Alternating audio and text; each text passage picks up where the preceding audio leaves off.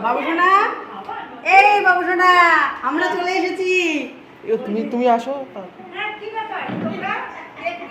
আর তোমাদের আজকে বিবাহবার্ষিকী, আমরা তোমাদেরকে একটা সারপ্রাইজ দিলাম। আগে থেকে ফোন করতে পারতে। না, এটা সারপ্রাইজ।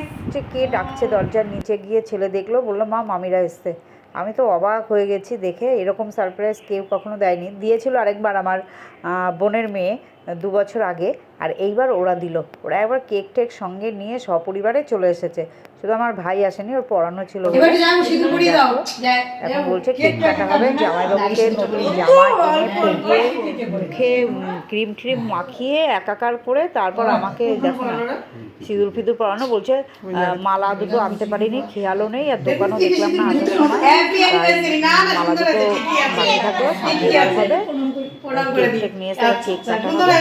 দেখো পাগলামি করছে, এইসব আমাদের হয়ই না, মানে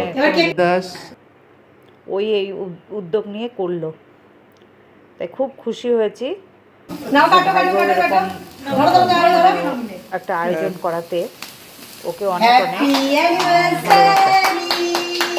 দেখো আবার আমাদের কত কিছু করাচ্ছে। খাই দাও, খাই দাও। বলছে কেক খাইয়ে দাও, তুমি জামাইকে খাইয়ে দেবে, জামাইবাবু তোমাকে খাইয়ে দেবে। খুব মজা হয়েছে। ভেবেছিলাম একদম মানে নিস্তব্ধভাবে আমাদের এই 20 বছরের বিবাহবার্ষিকীটা কাটবে, মানে কোনো কিছুই হবে না, যেরকম মানে 5টা দিন হয় সেরকম। কিন্তু হট করে বিকেলবেলা যে এত আনন্দ পাবো আমি ভাবতেও পারিনি। মানে এরকম খুশি আমি আর হইনি। দেখো খুব ভালো লাগলো, মাও এসেছিলো। ছবি তুললে না সবাই মিলে, ওরা সবাই